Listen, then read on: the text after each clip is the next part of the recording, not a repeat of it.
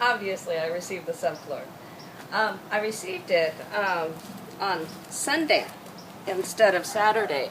My friend, even though he said he would be able to help me in the afternoon, I wasn't able to contact him. He was off helping someone else at the time. And so my brother-in-law helped me on Sunday, but he wouldn't be able to help me until after church on Sunday, so that put us until after 1 o'clock. We got to the hardware store around 2, got the first load. It was all the 2x4s, but he was in a hurry because he had to go back to the church. He is the leader of the worship team, you know, all the music and stuff at church. And he had a Sunday service in the evening, and so he wasn't able to help me until after that. So he came back by about 6:30ish. We go back to the hardware store, get the wood, bring it home, and we've got the last of the subfloor off the truck just at dusk. So that blew Saturday and Sunday. Monday, Ian's at school, David's at work, Cheyenne was here, but just the two of us. It wasn't going to do me a lot of good. So I had to wait until after school, and Ian gets home. He should get home just after 3, gets home around 4. He eats real quick, and finally, about 4:30, we start putting the subfloor down. I was in such a hurry to get it done that I forgot all about recording what I was doing. So I will show you real quick how I went about doing it using little props. And so let me show you the subfloor first, and then I'll show you how, using my little props, how I put it together. First of all, what you saw next to me on my right was one of my walls. I just finished that one today. That one is the front wall with the doors and a big window over there. Today is now Thursday, and like I said, I didn't get the subfloor placed until Monday. So we started in the back corner. Oh, sorry about the shadows. We started in this back corner, and first we lined up.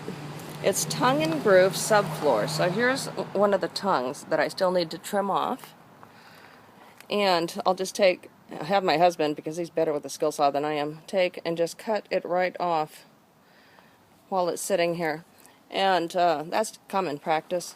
So what I did is I laid this one first because I know that I was square. I measured it out and everything, so I made sure I was flush here and all the way down there, 8 feet.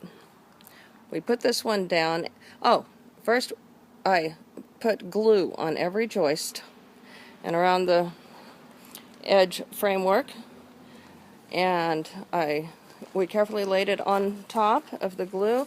The glue helps it to not squeak, which is obviously a good thing. And here is where my 8-foot ends, and here's the seam between that and the next one. And so here I have like 2 foot 10 inches or something like that. Or, no, this is 2 feet right here. And what you want to do when you're laying your subfloor is you need to stagger. So this is the next 2x8 here. So this runs up all the way back to there, cuts off. There's my seam right there, and then it comes down. So you want to stagger so that it increases the strength. I had gotten a bit confused here, so I'm going to narrate. What I chose to do was lay the sheets parallel to the joists. Normally the joist would run this way, and the 4x8 sheets would run this way. Unfortunately, these lines that you see on here, those are set so that every 16 inches you have a line, or every 24 inches, if you're doing on 24, you have a line. For nailing, by doing it perpendicular, I wasn't able to do that, so I used a chalk line. And it's so bright out here. See the blue line there? And so you just line it up with where your nails are on the end here, and on the opposite side, and you snap your line and you follow that with your nails. And I'll show you what the device looks like. It's an old one. It's an antique, I think, that I used, but it still works fine. like I said, this is tongue and groove, so here's like the tongue I showed you on the end, and it goes right into the groove. Let me show you a little closer, without them being already put together, what they are. First of all, I want to show you what I did the chalk line with. This is a chalk line reel, and this is a really old one. It was probably my husband's father's. He was in construction. And on the end, it has this little hook that you hook right onto the edge, and then you reel it out, and then you hold it tight, and you just snap this line that is covered in chalk. Normally it's not that covered in chalk, but it leaves a nice line so that you can follow it with your nails, or whatever you need a chalk line for. And then you just reel it back up. So that's how we did our chalk lines. Sorry if I look a little dark here. This is the only spot of shade that was available to me that was on the floor where I need to do the demonstration. First of all, I didn't even mention what kind of nails I'm using. For the framing, I'm using just regular 3-inch galvanized nails for framing, right there. And boy, am I going through a lot of these. A lot of them are in my trash bucket over there. I'm getting better.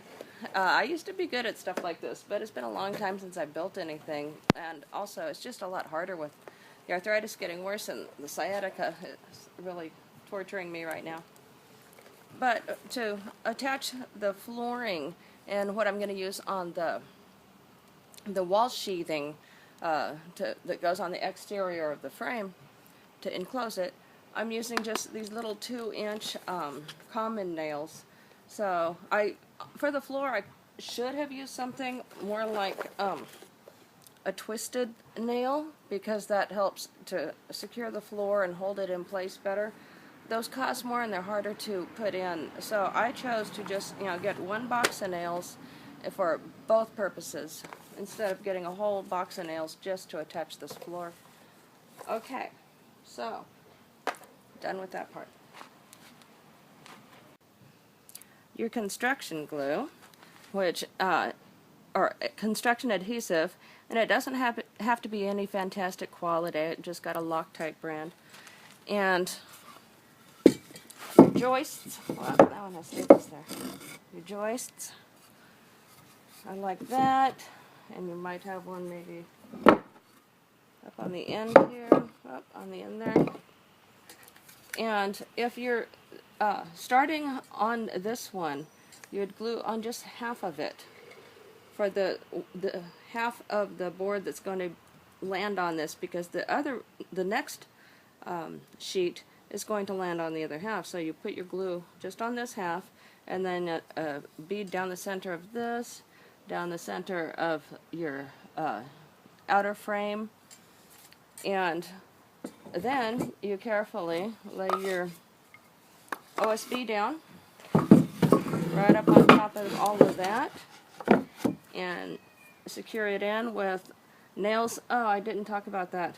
So your nails along the edges are going to be every 6 inches, I believe.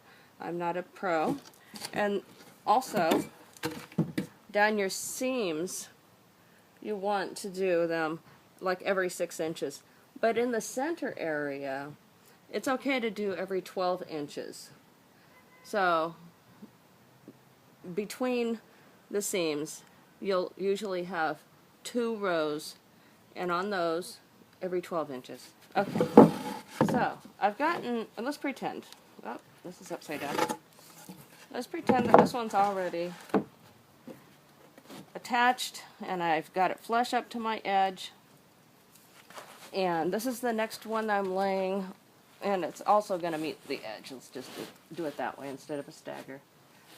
And so I've already put the glue down on my joists and on the edge. Not the edge, but this frame here. And I carefully laid this down as close as I can to this without damaging the tongue or groove. And then you shove it in as best you can. And I am going to have to turn you just a little bit so you can see over that way. Hope you can see what I'm doing at the end. On the other end, there's going to be the groove section, and you don't want to damage that. So you put your 2x4 against it, and this is going to be difficult to reach.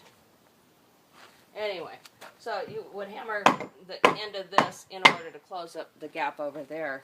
And if that doesn't close the gap entirely, there is one other thing that guys in construction do, and it seemed to work pretty well for us too.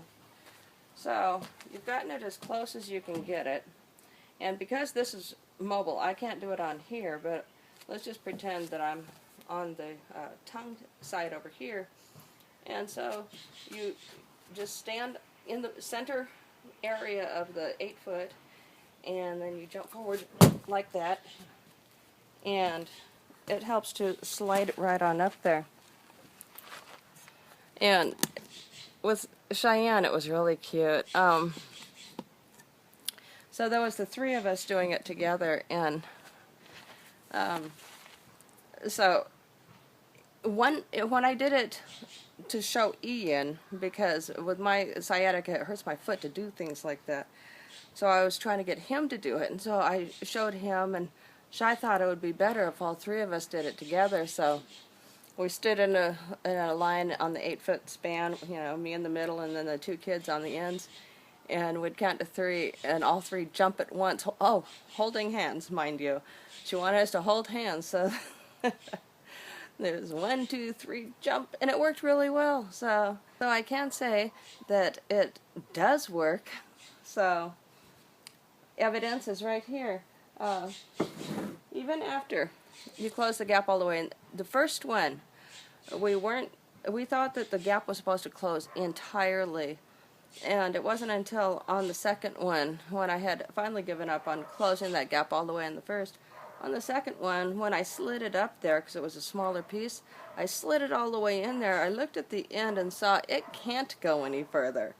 So you will always have a little gap in there, just to let you know, so you don't like continually jump on this thing and pound it.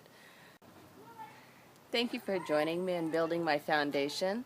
I hope you join me as well for constructing the walls, and then the following video after that one will be erecting the walls, and then sheathing and roofing. It's all going to be fun. So if you enjoyed the video, give me a thumbs up. If you have comments, questions, or suggestions, put them down below. Obviously, it's a little late for suggestions for me. In retrospect, I would have laid my my subfloor the correct way, with the joists, so that my subfloor meets the joist the way it's supposed to, and I have the lines to follow for nailing. It just would have made my life a little easier, but it all worked out, and it'll be fine for this. But in the future, if I build anything else, I'll know to lay the subfloor with the joists. So I hope you learned something. I did. I'll see you next time. Bye.